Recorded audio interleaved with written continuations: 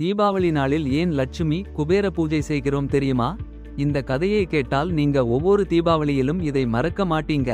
பண்டைய காலத்தில் தேவாசுரர்கள் பாற்கடலை கடைத்தபோது பல தெய்வீக பொருட்கள் கடலிலிருந்து எழுந்தன.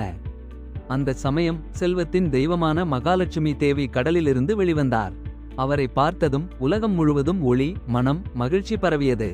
அப்போது லட்சுமி தேவி விஷ்ணு பகவானை தம் வாழ்க்கை துணையாக தேர்ந்தெடுத்தார். அதே சமயம் அவர் கூறினார், கார்த்திகை அமாவாசை நாள் எனது சிறப்பு நாள். அந்த நாளில் என் பக்தர்கள் வீட்டை சுத்தமாக வைத்து விளக்கேற்றி வழிபட்டால் நான் செல்வத்தையும் சுபபலனையும் கொடுப்பேன் என்று. அதே வேளையில் குபேர பகவான் லட்சுமி தேவியிடம் பணிவுடன் கூறினார், அம்மா, உங்களின் செல்வத்தை காத்து அதை பக்தர்களிடம் பகிரும் பொறுப்பு எனக்கு தாருங்கள் என்று. அதற்கு லட்சுமி தேவி சிரித்தபடி அப்படியே ஆகட்டும் என்று ஆசீர்வதித்தார். அந்த நாளிலிருந்து தீபாவளி இரவில் லட்சுமி குபேர பூஜை செய்வது பாரம்பரியமாக ஆகிவிட்டது. அது செல்வமும் சாந்தியும் ஆனந்தமும் தரும் நாளாக மாறியது. தீபாவளி இரவில் நீங்களும் லட்சுமி குபேர பூஜை செய்யணும்.